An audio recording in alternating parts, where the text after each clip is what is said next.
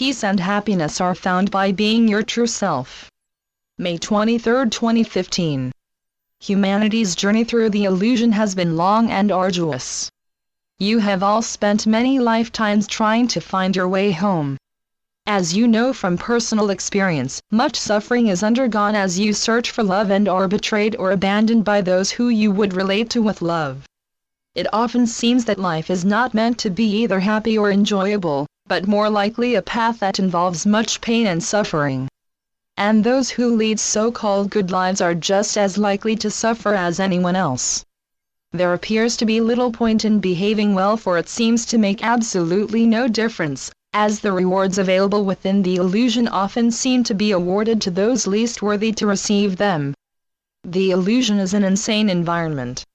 It was built collectively to enable you to separate yourselves from your divine source, and to access that unreal state, love, your true nature, had to be excluded. But of course you all desperately want to love and to be loved, and so you seek love from one another, endlessly. The illusion is truly a most confusing place in which you can never find that which you are endlessly seeking, love, because it has been excluded, shut out. What passes for love is often behavior driven by guilt, fear, or low self-esteem. So please know that you were created perfect, that nothing can change that, and that your apparent abilities and competences, or lack of them, as experienced as you live life in the illusion, are just illusory limitations. They are but tools that you can use to demonstrate to yourselves that the illusion is illusory, unreal. As you have so often been told, God is love, and God contains within himself all that exists, all of his divine creation. That concept makes absolutely no sense when you are confined within the illusion and therefore severely limited by the restrictions it places upon your intelligence and upon your ability to understand what God is in any meaningful way. The idea in building it was to construct something extremely limited, because that was the only way that apparent separation from God, from your divine source, could be achieved. Separation from God is impossible, but an imaginary or unreal place of separation was possible, and that is what you built. It is indeed a terrifying and nightmarish place or situation. Fortunately, you will awaken from it. God's love for you is utterly beyond your ability to imagine or conceive of. Consequently, when you chose to leave home, he instantly provided the means for your return, for your awakening. All that you need do is to stop trying to find your own way, because there isn't one. The only way home is God's way, and you find that by releasing your hold on fear, anger, resentment, and judgment, and by embracing forgiveness. Forgiveness is the antidote to the illusion, the solvent in which it is dissolved, and it has been available to you ever since you entered into the illusion. In heaven, in love, in God, there is no need for forgiveness, as there is nothing to forgive. There, nothing exists that is not in perfect harmony and alignment with love, your natural state, the state that in truth you have never left, because there is nowhere else.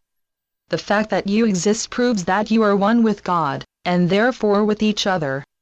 But the state of separation you appear to inhabit insists that this is not the case. It insists that the opposite is true, that you are separate, alone, and insignificant. And so you have spent eons in confusion looking for something that cannot be found outside yourselves. God is in you as you are in God.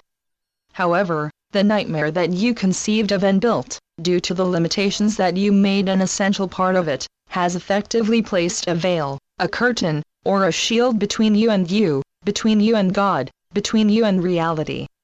It is made of your choice to see separation as real, dangerous, and constantly threatening your lives, and in an environment like that, there is no room for trust, for honesty, for integrity, or for love. The more deeply you attempt to engage with the illusion, the more real it appears to be and the more suffering and betrayal you experience. You engage with it by judging it, and either trying to improve it by changing it, or taking advantage of it and seeking power over others. It does seem to offer enormous possibilities to those who choose to be sufficiently savage and unrestrained to attempt to control and run it as they see fit by fear and force of arms. While those of you who pray for world peace are constantly being reminded of the intense and unjustifiable suffering that so many are undergoing all across the world. However, no one is in the wrong place.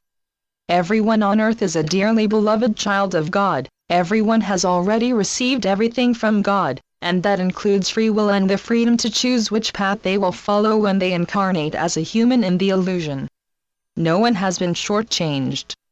This does not mean that the suffering that someone undergoes during an earth life is in any way justified, or is a well-deserved punishment for misbehavior in a previous incarnation.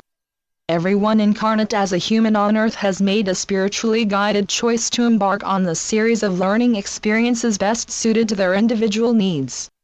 No one on earth can know why another is following a particular path.